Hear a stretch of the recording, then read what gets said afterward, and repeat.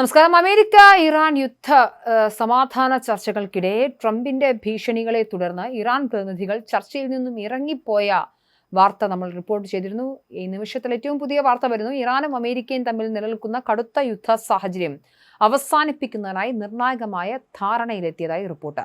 സ്വിറ്റ്സർലൻഡിലെ ബർഗൻസ്റ്റോക്ക് ആഡംബര റിസോർട്ടിൽ വെച്ച് നടന്ന ഒന്നാം ദിവസത്തെ ചർച്ചകൾക്കൊടുവിൽ വരും ദിവസങ്ങളിൽ സ്വീകരിക്കേണ്ട കൃത്യമായ നയരൂപീകരണത്തിന് ഇരു രാജ്യങ്ങളും സമ്മതം മൂളിയിരിക്കുകയാണ്. വരുന്ന 60 ദിവസത്തിനുള്ളിൽ മേഖലയിൽ പൂർണ്ണമായ സമാധാനം ഉറപ്പാക്കുന്ന തരത്തിലുള്ള അന്തിമ കരാറിലേക്ക് എത്തിച്ചേരാൻ ഇരുപക്ഷവും സമ്മതിച്ചതായി മധ്യസ്ഥത വഹിക്കുന്ന പാകിസ്ഥാനും ഖത്തറും സംയുക്ത പ്രസ്താവനയിലൂടെ വ്യക്തമാക്കി.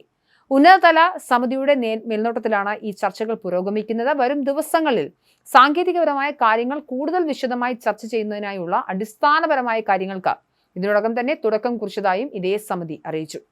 ഒരു വശത്ത് ചർച്ചകൾ പുരോഗമിക്കുമ്പോൾ തന്നെ മറുവശത്ത് നാടകീയമായ പല സംഭവവികാസങ്ങളും ആദ്യ ദിനത്തിൽ അരങ്ങേറിയിരുന്നു. US പ്രസിഡന്റ് ഡൊണാൾഡ് ട്രംപിന്റെ നിരന്തരമായ ഭീഷണികളിൽ പ്രതിഷേധിച്ച് തങ്ങളുടെ പ്രതിനിധികൾ ചർച്ചാവേദിയിൽ നിന്നും ഇറങ്ങിപ്പോയതായി ഇറാന്റെ ഔദ്യോഗിക മാധ്യമങ്ങൾ റിപ്പോർട്ട് ചെയ്തിരുന്നു.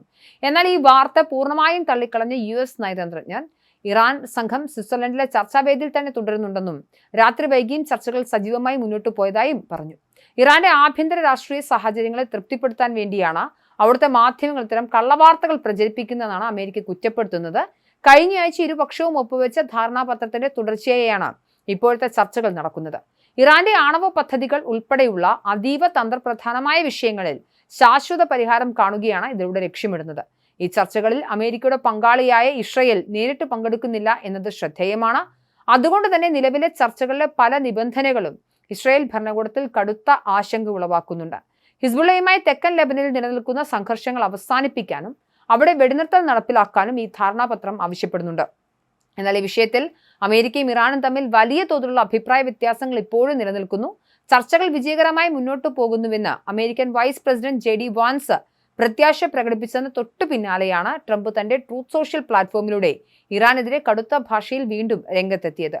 ലെബനനിലെ തങ്ങളുടെ പ്രോക്സി ഗ്രൂപ്പുകളെ ഇറാൻ അടിയന്തരമായി നിയന്ത്രിച്ചില്ലെങ്കിൽ കഴിഞ്ഞയാഴ്ച നൽകിയതിനേക്കാൾ ശക്തമായ തിരിച്ചടി നൽകുമെന്നായിരുന്നു ട്രംപിന്റെ ഭീഷണി. ട്രംപിന്റെ ഈ പ്രസ്താവനയ്ക്ക് തൊട്ടു പിന്നാലെ ഇറാന്റെ chief negotiator Mohammad Bagher Ghalibaf അമേരിക്കയ്ക്ക് കടുത്ത മുന്നറിയിപ്പും നൽകി.